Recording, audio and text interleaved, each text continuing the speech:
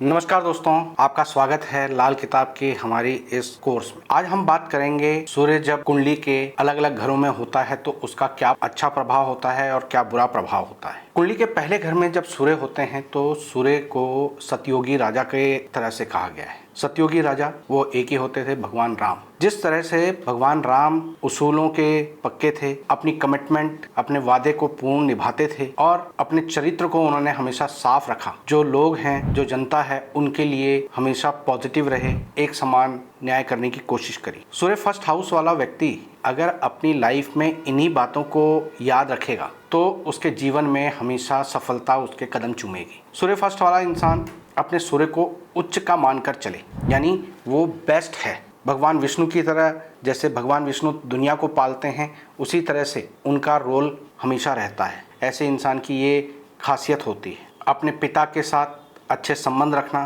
पिता की आज्ञा का पालन करना और अपने चरित्र को ठीक रखना, ये इनका पॉजिटिव पक्ष होता है। लेकिन इसी के विपरीत अगर ये लोग तामसिक हो जाएं, शराब, अंडा, मांस, मच्छी, इन चीज़ों के सेवन में लिप्त हो जाएं, अपनी कमिटमेंट को बार बार तोड़ दें, जो भी लोग, चाहे वो परिवार वाले हों, जहां आप काम कर रहे हैं उसमें आपके जूनियर्स हों, उनके साथ दुर्व्यवहार करते हैं, तो ये सूर्य नेगेटिव असर देना शुरू कर देता है। सूर्य का यहाँ पर पॉजिटिव असर 22 और 23 की उम्र में दिखाई देना शुरू हो जाता है। उसी समय से आपका राजयोग शुरू हो जाता है। अगर सूर्य कुंडली के पहले घर में हो और 7वां घर खाली हो तो जैसे ही उनका विवाह होता है वहां से उनकी किस्मत जागती है। लेकिन अगर सूर्य लगन में बैठा है और 7वां घर खाली है तो सूर्य अपना पूर्ण प्रभाव नहीं दिखा पाता, क्योंकि ये सूर्य अब सोया हुआ है। ये सूर्य कैसे सोया हुआ है, ये एक टेक्निकल टर्म है जो लाल किताब की ग्रामर में आपको पता चलता है। बिल्कुल उस तरह से है कि जैसे आप अपने काम पर गए, अपनी सीट पर बैठे, लेकिन आपके सामने कोई आया ही नहीं तो आपका वो जाना बेकार हो गया, यानी आपका कोई यूज़ नहीं हुआ। इसी तरह से अगर लगन में ग्रह बैठा हुआ है और 7वें घर में कोई ग्रह नहीं बैठा हुआ है तो ऐसे में उसका वहाँ पर उच्च का होना भी कोई प्रभाव नहीं दे पाता। इसलिए 7वां घर जो शादी का है, जब वो शादी होती है तो वो ग्रह जाग जाता है। दोस्तों, 7वां घर सूर्य के परम शत्रु यानी शुक्र का है। इसलिए ऐसे लोगों को विवाह 22 और 23 की उम्र में नहीं करना चाहिए। अगर ये शादी 28 के बाद करते हैं तो वो ज़्यादा उत्तम होता है। लेकिन तब तक उस सूर्य को एक्टिव करने के लिए आपको गाय की सेवा करनी चाहिए। गाय शुक्र से संबंध रखती है। अगर सूर्य यहाँ पर नेगेटिव प्रभाव दे रहा है तो रिश्ता टूटता है, झूठ बोलने की आदत इंसान में होती है, कॉन्फिडेंस खराब होने लगता है, पिता के साथ बनती नहीं है और आम व्यवहार में ऐसा इंसान जब सोता है तो उसके मुंह से लार निकलती है, जब वो बोलता है तो उसके मुंह से थूक निकलता है, जो कि उसके सूर्य के नेगेटिव होने की निशानी है। सूर्य फर्स्ट हाउस में बैठा है और 7th हाउस खाली है, तो ऐसे में इसको नेगेटिव करने के लिए आपको ग्रह प्रेरित करते हैं। दिन के समय संभोग करना, चरित्र खराब करना, अपने खाने में जो नमक है उससे सेटिस्फाई ना होकर उसमें और नमक डालकर, ऊपर से नमक डालकर खाना, ये आपके सूर्य को नेगेटिव कर देता है, जिसके कारण सर दर्द की शिकायत, बीपी का हाई होना और हमेशा चिड़चिड़ का स्वभाव आपका बन जाता है। सूर्य फर्स्ट हाउस में हो तो ऐसे में उसके नेगेटिव प्रभाव को दूर करने के लिए आप ऐसी जगह जहां पर आंखों का मुफ्त में इलाज किया जाता है वहां पर आंखों की दवाइयां दान करते हैं तो आपका सूर्य पॉजिटिव हो जाता है। इस सूर्य को पॉजिटिव करने के लिए आप अपने घर में कोई समरसेबल या हैंडपंप लगाते हैं तो इससे सूर्य इंप्रूव होता है। सूर्य की यहाँ पर निशानियाँ क्या होती हैं जिससे आप पहचान सकें कि ये आपके लिए एक्टिव है या नहीं है। नेगेटिव और पॉजिटिव तो जैसे मैंने पहले बताया उनसे देखेंगे। सूर्य फर्स्ट हाउस में अगर एक्टिव होता है तो ऐसा इंसान हो सकता है अपने घर में इकलौता हो या उसके पिता इकलौते हैं। ऐसे इंसान की बॉडी बहुत ज़्यादा ना तो मोटी होती है ना बहुत ज़्यादा पतली होती है, स्लिम ट्रिम ऐसा इंसान होता है। सर पर बाल कम होते हैं, बालों का जो रंग होता है वो थोड़ा सा ब्राउनिश किस्म का होता है और ये सूर्य के निशानी होता है कि इनका सूर्य एक्टिव है। ऐसे इंसान को अपनी शादी को बचाने के लिए, रिश्ते को ठीक रखने के लिए इस बात का हमेशा ध्यान रखना चाहिए कि जिस दिन सगाई हो उस दिन से गुड़ खाना छोड़ दे। ऐसे लोगों को अपने सूर्य को बेहतर करने का एक और तरीका होता है कि अगर उनकी कुंडली में चंद्रमा 6-8 में ना हो तो उन्हें दूध का दान करना चाहिए। दोस्तों, अब बात करते हैं 2nd हाउस के सूर्य की। 2nd हाउस के सूर्य को कुटुंब का पिता कहा गया है। ऐसा इंसान परिवार को साथ लेकर चलना उसकी प्रवृत्ति में होता है, लेकिन सूर्य की तपिश उसकी वाणी में झलकती है क्योंकि 2nd हाउस वाणी को रिप्रेजेंट करता है। ऐसा इंसान जब जर जोरू और जमीन यानी शुक्र से संबंधित चीजों की लड़ाई में उलझता है तो ये सूर्य सेकंड हाउस के नेगेटिव की निशानी होता है। आमतौर पर सूर्य यहाँ पर इंसान को धनवान बनाता है, समाज में मान प्रतिष्ठा अच्छी दिलाता है, क्योंकि इस घर का जो कारक है वो बृहस्पति है और बृहस्पति और सूर्य का ये कॉम्बिनेशन जो बनता है वो आपको धनवान बनाता है, राजा और गुरु की कॉम्बिनेशन को क्रिएट करता है। ऐसे लोग समझदार भी होते हैं, कम शब्द बोलकर ये लोग दूसरे पर अपना प्रभाव छोड़ते हैं, लेकिन सेकंड हाउस का कारक शुक्र भी होता है, उसके साथ सूर्य का होना यहाँ पर गड़बड़ कर देता है। ऐसे लोग अपने घर की स्त्रियों को उतना इंपॉर्टेंस नहीं देते हैं, बराबरी का दर्जा नहीं देते हैं, जो कि खराब की निशानी होता है। अगर सूर्य सेकंड वाले व्यक्ति का किसी स्त्री से झगड़ा होता है, किसी जमीन के संबंधित झगड़ा होता है या पैसे के लिए झगड़ा होता है, तो इससे सूर्य सेकंड हाउस के नेगेटिव की निशानी समझा जाता है। अगर ये चीज़ें बढ़ जाती हैं तो ऐसे लोगों का अपने चाचा, ताऊ, यहाँ तक कि पिता के साथ भी मतभेद पैदा होना शुरू हो जाता है। मुंह से हमेशा कड़वे शब्द निकलते हैं और अपने जीवन साथी के साथ हमेशा झगड़ा विवाद बना रहता है। इस सूर्य को ठीक करने के लिए गुड़ और गेहूं का दान करना चाहिए। इसके अलावा लोहे की कढ़ाई आपको ज़रूरतमंद को दान करना चाहिए। इन लोगों को लंगर प्रसाद खाने से बचना चाहिए और किसी से कोई भी मुफ्त की चीज़ नहीं लेनी चाहिए। कोशिश करनी चाहिए कि जर जोरू और ज़मीन के झगड़े में ना पड़े। ऐसे लोगों को जब भी ये सूर्य झगड़े उत्पन्न करता है तो धर्म स्थान पर नारियल, साबुत उड़द, तेल, इन चीज़ों का दान करना चाहिए। थर्ड हाउस के सूर्य की बात करें तो थर्ड हाउस में सूर्य अपनी मेहनत और अपने पुरुषार्थ से धन कमाने वाला इंसान कहलाता है। ऐसा इंसान जीवन में अपनी छोटी उम्र से ही अपने घर की जिम्मेदारी अपने ऊपर ले लेता है, खासकर अपने पिता की जिम्मेदारी अपने ऊपर ले लेता है। यहाँ पर सूर्य बहुत अच्छा नहीं होता। इस घर के जो कारक हैं मंगल और बुध, मंगल और सूर्य का कॉम्बिनेशन देखें तो राजा और सेनापति, जब राजा और सेनापति आपस में बैठते हैं तो वो अपने युद्ध के बारे में, अपनी पावर के बारे में बात करते हैं और ऐसे में चंद्रमा पीड़ित हो जाता है, यानी ऐसे इंसान के पास शांति नहीं होती। तीसरा घर छोटे भाई बहनों का होता है, तो ऐसा इंसान, जैसे मैंने कहा कि सूर्य यहाँ पर बहुत पॉजिटिव नहीं होता, तो सूर्य यानी पिता, उनकी इतनी क्षमता नहीं होती कि वो घर का पूरा पालन पोषण कर सकें या उसमें सपोर्ट कर सकें। ये समय से पहले ही अपने पिता के कार्यों में मदद करना शुरू कर देते हैं और अपने भाइयों के लिए सेक्रीफाइस करते हैं। लेकिन यहाँ पर सूर्य और बुध का कॉम्बिनेशन भी बनता है, इसलिए बुधादित्य योग बनता है जो कि इनको तरक्की दिलाता है। ये लोग अपने पुरुषार्थ से, पिता की गरीबी से अपने भाइयों को बाहर निकालते हैं, लेकिन जब वो ये सेक्रीफाइस करता है तो उस समय पर अपनी सूर्य वाली प्रवृत्ति नहीं छोड़ पाता। लीडरशिप, कमांड करना, उन पर अपना आधिपत्य समझना, ये उनकी एक गलती होती है और उसके कारण जैसे जैसे भाई बहन बड़े हो जाते हैं तो वो उनकी शादी के बाद अपने इसी भाई के विरोधी हो जाते हैं। जिस भाई ने उनको बचपन में पिता की तरह से पाला, बाद में वही उनके धुर विरोधी बन जाते हैं और फिर ये इंसान दुखी होता है, क्योंकि ये पिता की चीज़ों को ही आगे बढ़ाते हैं, अपने लिए कुछ नहीं करते। तो इस कारण से जो भी बनाया हुआ होता है, जो कुछ भी इन्होंने संवारा होता है, जो एसेट बनाए होते हैं, वो पिता की ही चीज़ों पर ऊपर से बनाया होता है और बाद में छोटे भाई बहन इसी बात का इशू बनाते हैं कि ये तो पिता की चीज़ थी, उस पर तुमने थोड़ा बहुत लगा भी दिया तो क्या हो गया, और ये इस बात से बहुत दुखी होते हैं। आखिर समय पर इनको अपने ही भाई बहनों का तिरस्कार झेलना पड़ता है। इनके इस सूर्य की नेगेटिव की निशानी एक तो ये होती है कि पिता चाहकर भी पूर्ण तरह से सपोर्ट नहीं कर पाते, इनको जल्दी पिता की भूमिका में आना पड़ता है। दूसरा, अपने ही भाई बंधुओं से इनको तिरस्कार झेलना पड़ता है। तीसरा, इनके घर में चोरी होती है, आग लगने की घटना भी होती है। ये सूर्य के नेगेटिव होने की निशानी है। सूर्य को यहाँ पर पॉजिटिव रखने के लिए अपना चाल चलन ठीक रखें, शराब, अंडा, मांस, मच्छी से दूर रहें और अपने भतीजों यानी भाई के बच्चों की सेवा ये जितना करेंगे उतना पॉजिटिव रहेगा। यहाँ पर सूर्य को पॉजिटिव करने के लिए तांबे के लोटे में गुड़ डालकर जल चढ़ाना चाहिए। भूरी चींटियों को आटा चीनी डालना चाहिए।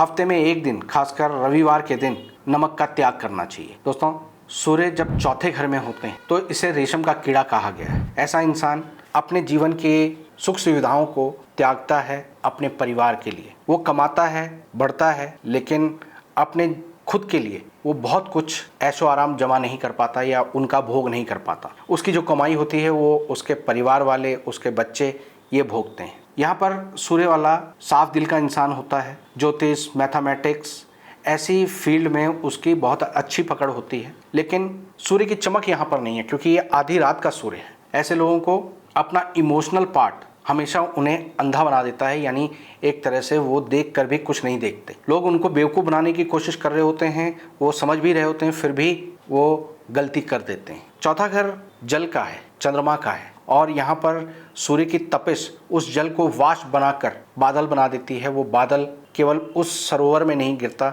वो सब जगह बिखरता है और वहाँ हरियाली होती है। यानी इनका उस सरोवर का पानी तो वाष्प बन गया, मगर वो दूसरों के काम आया। दोस्तों, सूर्य पिता को रिप्रेजेंट करता है और ये चौथा घर माता को रिप्रेजेंट करता है, चंद्रमा माता को रिप्रेजेंट करता है। तो यहाँ पर माता का स्वभाव पिता जैसा होता है और पिता का स्वभाव माँ जैसा होता है। पिता उस हिसाब से जो स्ट्रांगनेस होनी चाहिए वो नहीं दिखा पाता, और माता थोड़ी कड़क और ज़्यादा डिसिप्लिन्ड होती है, या यूँ कह लो कि माता की घर पर चलती है। जिस कारण से अक्सर घर के अंदर जो डिसीजंस हैं माता के होते हैं, और परिवार में कई चीज़ों में, खासकर जो पूरा रिश्ते नाते होते हैं, उनमें फ्रिक्शंस आनी शुरू हो जाती हैं। ये लोग अलग थलग पड़ जाते हैं। इस सूर्य को ठीक करने के लिए अंधों को भोजन करवाना चाहिए, जब आपको मौका मिले तब करवाना चाहिए। ऐसे लोगों को कोई भी 2 नंबर का काम नहीं करना चाहिए, ये लोग उसमें सफल नहीं हो पाते। इनको साझेदारी में काम से बचना चाहिए, प्रॉपर्टी में इन्वेस्ट करना और उसको कुछ टाइम बाद बेच देना, इस तरह का काम अगर ये करते हैं तो इनके लिए काफ़ी लाभदायक होता है। इन लोगों को शनि से रिलेटेड काम नहीं करना चाहिए, जैसे लोहा,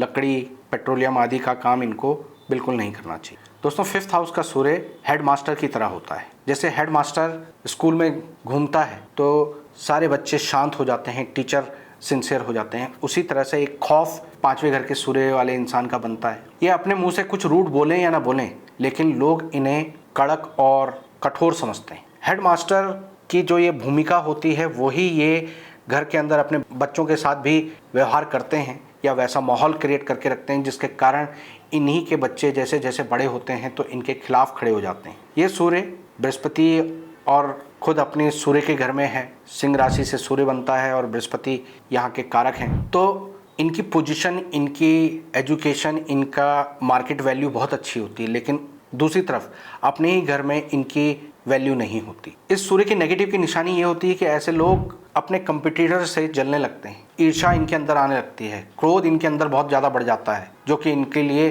घातक होता है। अगर ये लोग अपना रूटीन फॉलो नहीं करते हैं, टाइम से उठते नहीं हैं, टाइम से सोते नहीं हैं, तो इनका ये सूर्य पूरी तरह से नेगेटिव हो जाता है और इन लोगों को फ्री की चीज़ें कभी नहीं फलती। लंगर प्रसाद ऐसे लोगों को नहीं खाना चाहिए। 5वें घर के सूर्य वाले इंसान को अपने धन के लिए, अपने समृद्धि के लिए बंदरों की सेवा करनी चाहिए, उससे इनको लाभ मिलता है। दोस्तों, 6th हाउस का सूर्य, इसे पाताल का सूर्य कहा गया है। जीवन में एक बार डाउनफॉल जरूर देखते हैं। इस घर के कारक बुध और केतु हैं, तो बुध के साथ तो इनकी अच्छी स्थिति बनती है, बुधादित्य योग बनता है, इसलिए इनको गवर्नमेंट जॉब या गवर्नमेंट फैसिलिटी जैसी जॉब इनको मिल जाती है। कोई मल्टीनेशनल कंपनी में इनको जॉब मिल जाती है, लिमिटेड कंपनी में जॉब मिल जाती है। लेकिन छठा घर हमारे लोअर एब्डोमेन को भी रिप्रेजेंट करता है, ननिहाल को भी रिप्रेजेंट करता है, और यहाँ पर ये सूर्य आपके पेट के अंदर गर्मी पैदा करता है, हाथ पैरों में पसीना आना, ये सूर्य के नेगेटिव होने की निशानी होता है। बीपी ऊपर नीचे रहना और उस कारण से इरिटेट रहना इनकी बेसिक प्रवृत्ति होती है। बाल कम हो जाते हैं, गंजापन आ जाता है, और ऐसे लोगों को ये भी बोला गया है कि लड़े बिना खाना हजम ना हो, क्योंकि ये लोग इरिटेट रहते हैं। ऐसे लोग किसी से भी झगड़ा मोल ले लेते हैं अपनी वाणी के कारण। अपनी जिद और वाणी के कारण ये लोग डाउनफॉल का सामना करते हैं और उस समय पर इनको कोई मदद करने वाला नहीं मिलता। यही सूर्य अपने ही महकमे में किसी तरह का ब्लेम इनके ऊपर लगवा देता है। कई बार तो इंक्वायरी इनके ऊपर बैठ जाती है किसी गबन के मामले में। इस सूर्य को ठीक करने के लिए धर्म स्थान पर गुड़ का दान करें, अपने ननिहाल के साथ संबंध अच्छे रखें, खासकर मामा के साथ संबंध अच्छे रखें, भूरी चींटियों को आटा चीनी डालते रहें, बंदरों की सेवा करें और गंगा जल घर में स्थापित करें। धर्म स्थान से एक सिक्का उठाकर हमेशा अपने पास रखें और उसे कभी खर्च ना करें। दोस्तों, 7th हाउस में सूर्य को नीच का माना गया है। इस हाउस में जब सूर्य बैठा होता है और पहला घर खाली हो तो रिश्ता टूटता है, जीवन साथी के साथ संबंध खराब रहते हैं, नाम शोहरत ऐसे लोगों को कम मिलती है। अपने इन लॉज के लिए, उनके भाग्य के लिए और खासकर ससुर के भाग्य के लिए ये सूर्य नेगेटिव होता है। बीपी की शिकायत, मुंह से लार निकलना, मुंह से थूक निकलना, कॉन्फिडेंस की कमी, डरपोक किस्म का इंसान भले ही अपने आप को कितना भी जाहिर करने की कोशिश करे, ये सूर्य नेगेटिव यहाँ पर रहता है, इस तरह के प्रभाव देता है। तेज नमक खाना, तेज मसालेदार खाना खाना, इन लोगों की बेसिक प्रवृत्ति होती है जो कि नेगेटिव की निशानी है। इस सूर्य को ठीक करने के लिए 7 तांबे के चौकोर टुकड़े 7 दिन वीराने में दबाएं। पिता के साथ संबंधों को अच्छा रखने की कोशिश करें और पिता को अपने हाथों से दूध पिलाएं। ऐसे लोगों को अपने खाने में से पहली ग्राही निकाल कर अग्नि में आहुति देनी चाहिए और जब भी इनके घर में चूल्हे का काम कंप्लीट हो जाए तो चूल्हे पर कच्चे दूध के छींटे मारकर उसे दोबारा नहीं जलाना चाहिए, अगले दिन सुबह जलाना चाहिए। इन लोगों को अपने कॉन्फिडेंस को हाई करने के लिए मीठे के ऊपर पानी का घूंट पीकर घर से निकलना चाहिए। दोस्तों, 8वें घर का सूर्य तपस्वी राजा की तरह है जिसने अपना राजपाट छोड़कर तपस्या को अपना लिया है। यानी ऐसे इंसान का सूर्य जैसे शमशान में दिन का प्रकाश। शमशान जो कि हमेशा हमारे मन को डराता है, मौत हमेशा हमको डराती है, लेकिन मौत भी इनसे डरती है। सूर्य यहाँ पर जब होता है तो दिन के शमशान के तरह होता है। दिन में आप शमशान में आपको डर नहीं लगता, शांति मिलती है। उसी प्रकार से ये सूर्य काम करता है। आपके सामने कभी किसी की मौत नहीं होती। अगर किसी की मौत होती है तो ये समझ लीजिए कि सूर्य आपका यहाँ पर नेगेटिव है।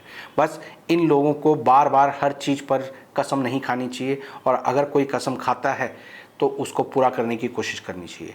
यानी ये जितना वादे का पक्का होगा उतनी ही इसकी लाइफ में तरक्की होगी। सूर्य जब 8वें घर में होता है तो आपको इसे 7th हाउस से भी कनेक्ट होकर देखना चाहिए। सूर्य की 8वें घर की तपिश 7th हाउस को भी इफेक्ट करती है, यानी गृहस्थी में भी कहीं ना कहीं तालमेल बनने में दिक्कत आती है। जीवन साथी के साथ अनबन बहुत ज़्यादा रहती है। जब सूर्य इस तरह की स्थिति में हो तो लगातार 8 दिन आपको धर्म स्थान पर 800 ग्राम गुड़ देकर आना चाहिए। लाल भूरी गाय की सेवा करनी चाहिए, उनको गुड़ खिलाना चाहिए। इससे आपका सूर्य काफ़ी हद तक पॉजिटिव रहता है और अपने कॉन्फिडेंस के लिए मीठे के ऊपर पानी का घूंट पीकर अपने काम पर निकलना चाहिए। 9th हाउस के सूर्य को ग्रहण से निकला हुआ सूर्य कहा गया है। जैसे ग्रहण के बाद सूर्य एक पॉजिटिव एनर्जी के साथ दोबारा से कंटिन्यूटी और आपके जीवन को एक नई गति देना शुरू करता है, उसी तरह से ये सूर्य होता है। बड़े खानदान का मालिक होता है और लंबी आयु का मालिक होता है। सरकारी क्षेत्र से लाभ मिलना, पिता के लिए पॉजिटिव रहना, अपने माता के गर्भ में आते ही पिता की तरक्की के रास्ते खोल देता है। 11 और 22-23 की उम्र में पिता के लिए तरक्की के रास्ते खोल देते हैं। यहाँ पर सूर्य बृहस्पति के घर में है। जितना ये इंसान परोपकारी रहेगा, दान पुण्य करता रहेगा, दूसरों के लिए पॉजिटिव करता रहेगा, उतना इनकी अपनी तरक्की होती है। इन लोगों को स्वार्थ से बचना चाहिए, झूठ खसोट इन चीज़ों से बचना चाहिए। ऐसे काम जिसमें ठगी का काम हो, उन चीज़ों से ये अपने सूर्य के पॉजिटिव फल को खराब कर देते हैं। 10th हाउस का सूर्य कर्म स्थान पर कुंडली को अंधा बना देते हैं। ये बिल्कुल दोपहर के सूर्य की तरह होता है।